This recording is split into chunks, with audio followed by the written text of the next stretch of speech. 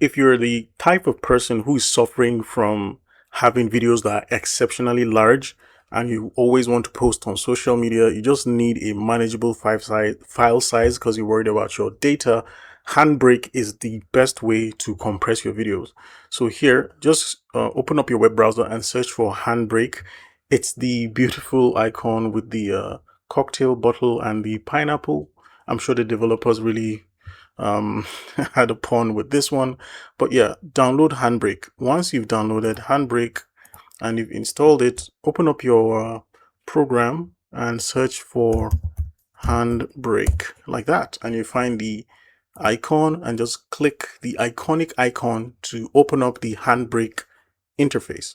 Now, once that opens up, you can scan or load a batch file. So if you have a file with a group of projects, you can load them all in, or you can just load a single file, or you can do what I love doing, just dragging and dropping a video directly, which is what I'm going to do. So I'm just going to drag this window, open up my browser here, my file browser. I'll make sure I search videos. So I'll just go over here on videos because I have a lot of videos here, and I'll just pick any video. Now, yeah, let's pick this Beastcam review part 1 video thingy, and I'll just drag this here and place it right here. Now it's going to load that video, and let's just maximize this. Again, your interface is going to be white. I'm just using a dark theme because it's easy on my eyes. And usually 90% of the time, I just want to compress the video, and using the default compression is super straight. You'll actually find that there are some tabs here on top. You should be interested with the start encode.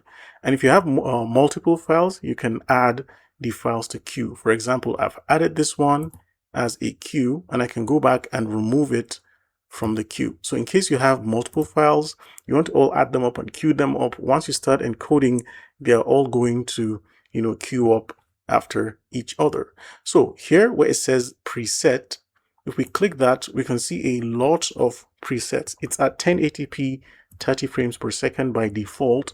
You can always change this to any preset you like. I find this preset is good. So, and the next important one are dimensions. This is where you can see the video's dimension, how it's coming in, and the pixel aspect ratio and size. Again, I don't worry myself too much about this. I already know the size that my phone camera has recorded the object. It's a vertical video. That's why it's 1080 by 1920. It's not landscape. And the important one is go to video. This is where the compression algorithm happens. All I do 90% of the time is once I find the setting I want here, I will just click on start encode. So if I hit this button, it's going to start prepare to encode here at the bottom, and we can actually see the percentage bar. It's actually encoding this video, and once it's done, it's going to save it in that same position, but it's going to have a part 1 into bracket 1. So that's how that's going to work. So I'm going to go ahead and pause the video. Once it's done, I will now show you the sizes so we can compare this. Now, if you want to lower the quality, this is how you do it. You go over here to this slider. Now, if you drag this to the right and set the constant quality to 0, that's the placeable quality. That's going to give a high file size. But if you drag it more to the left, this is going to, reach our lower quality here. So the slider is going to be balanced. If we put that usually around 22 is a good compression factor. But if you want that lower, you can always drag this to like 30 or 35 because you don't want to lose every quality when you're doing that. Finally, I'll show you how you can export or render parts of the video. Let's say, for example, you have a 20-minute video and you want to break it down into 10 minutes, 2 10-minute clips. I'll show you how you can do that as well. So to do that, all you need to do is to go over here where it says the range, click that and set that to seconds. Now, this is a 7-second clip, right? 7-minute clip rather. This is hour, minutes, and seconds, right? So if I change this to seconds, I can actually set the frames. So let's say, for example, I want to start at the 4th minute. I'll go over here and set this to, instead of 00 here at the center, I'll set this to 04, like so. So this is going to be at 4, like that.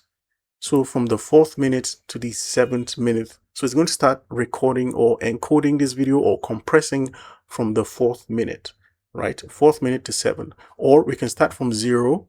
So if I set this back to 0, it's going to start from the beginning. So I'll just set this back to 0 and I'll set this to 4, like to 400, like that, to 400. So my first video is going to start from 00, not 4, from the first second down to 4 minutes. And after it's done, I'm now going to set the video from 4 minutes back to 7 minutes. So we can just say 00 colon 07 minutes colon 01 second. So that's how you can export the video using a range. It's actually very awesome, especially when you use those applications that tell you can't, especially on TikTok. If I upload a video that's more than 10 minutes, it stops me from uploading. So basically what I do is to split the video into 2 parts. So if it's a 10-minute video, I can do 5 minutes. If it's a 15-minute video, I can do 8 or 7 minutes each to split the video in 2. And with that, our compression is done. Once it's done, you can tell it to either do something or do nothing. But let's go back to that location where we have our video. So it's in our videos. Let's go back to our videos. And I'll just maximize this.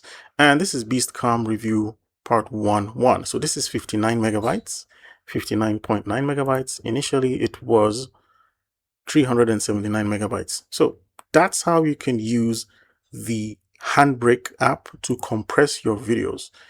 Thank you very much for watching. I'll see you guys in the next one.